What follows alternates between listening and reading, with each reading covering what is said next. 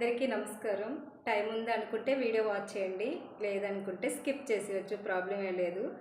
భార్యాభర్తల గురించి అయితే నాకు తెలిసినంత వరకు నేను షేర్ చేసుకుంటాను, నేను చెప్తాను. నా అభిప్రాయం మాత్రమే తెలియజేస్తున్నాను. ఎవరి గురించి తప్పుగా మాట్లాడడం లేదు. ఒకవేళ మీకు తప్పుగా అనిపిస్తే ఇది తప్పు సరి చేసుకో అని కూడా కింద కామెంట్ పెట్టవచ్చు. ఏం లేదండి, భార్యాభర్తల బంధం అంటే చాలా గొప్ప బంధం కదా. ఆ బంధాన్ని మనం ఎంత బాగా నిలబెట్టుకోవాలి, ఎంత బాగా కాపాడుకోవాలి, అవునా కాదా? మన అమ్మ నాన్న పెళ్లి చేసి ఒకరింటికి పంపించారు అంటే అది ఎంత అంటే అన్నీ వదులుకొని చిన్నప్పటి నుంచి మన రక్త మాంసాలతో కని పెంచి పిల్లని ఒకరి చేతిలో పెట్టారంటే అట్నుంచి కూడా అంటే మగవాళ్ళ నుంచి కూడా రెస్పాన్స్ అనేది బాగుండాలి.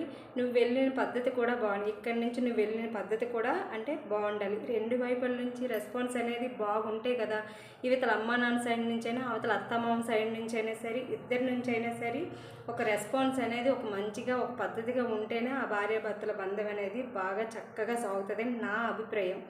ఏంటంటే ఇవాళ రేపొద్దున్న చిన్న చిన్న విషయాలకే విడిపోతున్నారు. ఈగోస్ ఎక్కువ, నీకు ఈగో అంటే నాకు ఈగోస్ దేనికి చెప్పండి. ఇప్పుడు పిల్లల కన్నా వాళ్ళు చాలామంది విడిపోతున్నారు. వాళ్ళ పిల్లల భవిష్యత్తు ఎలా ఉంటుంది, రేపు పొద్దున పిల్లలు కూడా అలాగే తయారవుతారు. నాకు తెలిసి చిన్న చిన్న ఈగోస్కి మాత్రం విడిపోయిన వాళ్ళు మాత్రం నా దృష్టిలో నిజంగా భార్యాభర్తలకి అసలు సరిపోరండి. చిన్న చిన్న వాటికి మాత్రం విడిపోకూడదు. ఎందుకు అలా విడిపోతున్నారు? ఇప్పుడు నీ భర్త నుంచి నువ్వు ఒక భర్తతో నువ్వు కాపురం చేస్తున్నావు అంటే నీ భర్త క్యారెక్టర్ ఏంటి, నీ భర్త ఎలాంటి వాడు, నీ ఫ్యామిలీకి ఇంపార్టెన్స్ ఇస్తున్నాడా, లేకపోతే ఇంకా అదర్వైజ్ ఇంకేదైనా ఉందా అని నువ్వు రీసెర్చ్ చేసుకుంటావు, ఖచ్చితంగా చేసుకుంటావు.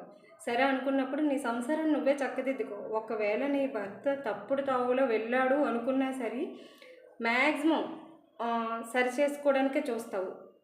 ఒకవేళ అది లేదు, నాకు నా భర్త నుంచి హాని ఉంది అనుకుంటే అలాంటప్పుడు బ్రేకప్ అవడంలో తప్పు అయితే లేదు నా దృష్టిలో.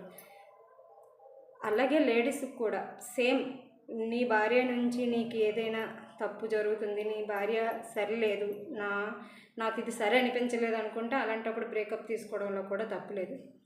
ఒక భార్యకి భర్త తోడు, భర్తకి భార్య తోడు. మన పిల్లలు కూడా మనల్ని చూడరు, ఎందుకంటే వాళ్ళకు ఒక మంచి పొజిషన్ ఇచ్చిన తర్వాత వాళ్ళ కుటుంబాన్ని పోషించుకోవడానికి వాళ్ళ గూడు నిర్మించుకోవడానికి మాత్రమే వాళ్ళు టైం కేటాయించుకుంటారు. ఇంకా ఈ మధ్యలో పేరెంట్స్ని చూడరు అని చెప్పడం లేదు, చూస్తారు. కాకపోతే వాళ్ళ సర్కిల్ అనేది ఒకటి ఏర్పరచుకున్న తర్వాత మనల్ని చూడాలంటే మనకి నెగ్లెక్ట్ చేసినలా అనిపిస్తుంది అన్నమాట. అందుకే వీళ్ళిద్దరు ఒకరికి తోడుంటే ఒకరి మీద ఒకరికి విలువ పెరుగుతుంది, ఒకరి మీద ఒకరికి మర్యాద పెరుగుతుంది. చూసే సమాజానికి కూడా వీళ్ళు ఇంత చక్కగా ముచ్చటగా ఉన్నారు, పిల్లలతోటి మా భార్యాభర్తలు అంత సంతోషంగా ఉన్నారు అని కూడా అనుకుంటారు, అవునా కాదా? అందరికీ గొడవలు వస్తాయండి.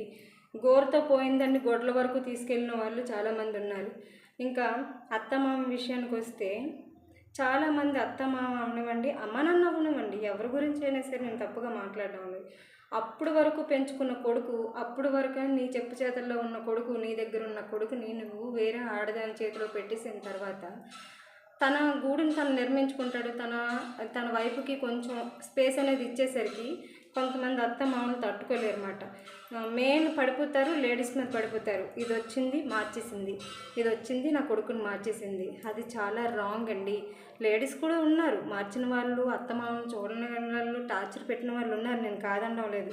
చాలామంది ఇదే ఫాలో అవుతారు అన్నమాట. ఎందుకంటే ఒకరు దూరిపోయినసరికి నీ కొడుకు నీకు దూరం అయిపోయే బాధలో మాత్రమే నువ్వు మాట్లాడతావు, కానీ అట్నుంచి అందరిని వదులుకొని వచ్చింది, అక్కడ పేరెంట్స్ని వదులుకొని వచ్చింది, ఇక్కడ మనం ఎలా చూసుకోవాలి, ఏ పద్ధతిలో చూసుకోవాలి, కొంచెం నువ్వు ఆలోచించున్న అత్తగా ఈ ప్రాబ్లం ఇంత ఇది అవ్వదన్నమాట. ఇంకా అమ్మ నాన్న సైడ్ నుంచి నేను ఇక్కడ పేరెంట్స్ ఏమని చెప్పి పంపించాలి తెలుసా? కష్టమో నష్టమో ఇంకా పెళ్ళి అయిపోయింది, ఇంకా నీ ఇల్లే అక్కడ, నువ్వు అక్కడ నివసించవలసింది. నీకు బాగాలేదు, నీ భర్త నుంచి ఏదైనా హాని, నీ అత్తమామల నుంచి నీకు ఏదైనా హాని బాగా సీరియస్గా ఉంది, అసలు నీ పరిస్థితి బాగాలేదు, నీ సిచ్యువేషన్ బాగాలేదు అనుకుంటే మీరు బ్యాక్ తీసుకోండి మీ పిల్లని.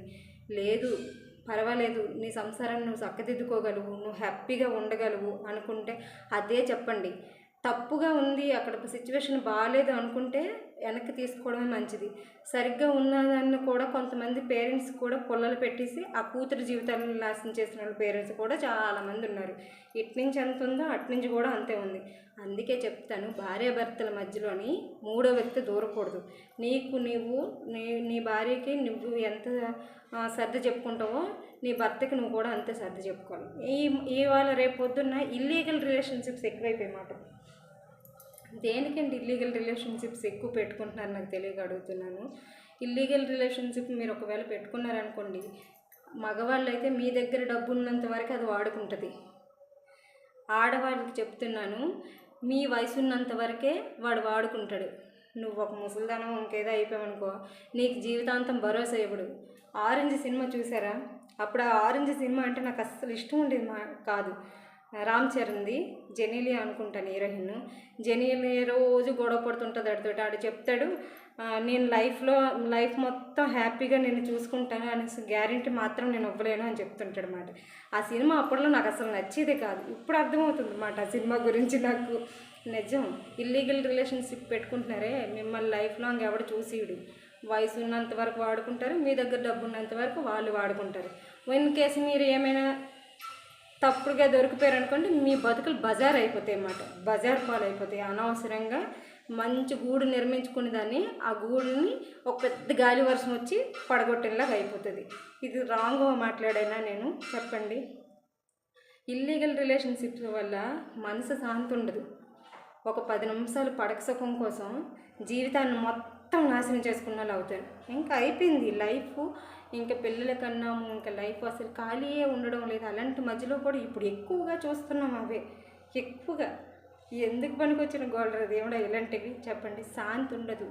తప్పు చేసామంటే డెఫినెట్గా ఏదో ఒక రోజు బయటపడిపోతుంది. అది కొంచెం లేట్ అయితే అవ్వచ్చు, కానీ బయటకు వచ్చిస్తాము. అవసరమా చెప్పండి? భార్యాభర్తల మధ్య బంధం చాలా అన్యోన్యంగా ఉండాలి. గొడవలు ప్రతి నాకు వస్తాయి, మా ఆయనకి వస్తాయి గొడవలు. అలాగని దాన్ని పెద్దదిగా చేసుకున్నాం అనుకోండి, శాంతి ఎవరికి ఉండదు.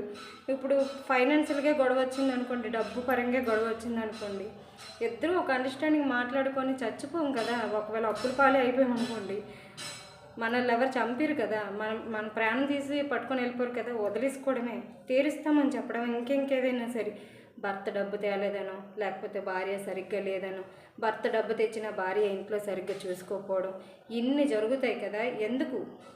అలాంటప్పుడు పిల్లలు కనకూడదు, అలాంటప్పుడు పెళ్ళిళ్ళు చేసుకోకూడదు. లైఫ్ను బాగా ఎంజాయ్ చేయాలి.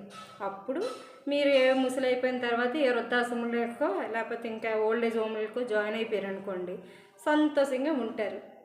పెళ్ళిళ్ళు చేసుకోవడం ఎందుకు, బాధపడుకోవడం ఎందుకు చెప్పండి? నేను చెప్పింది తప్ప రైటా? నా అభిప్రాయం మాత్రమే నేను చెప్పాను. తప్ప రైటా చెప్పండి.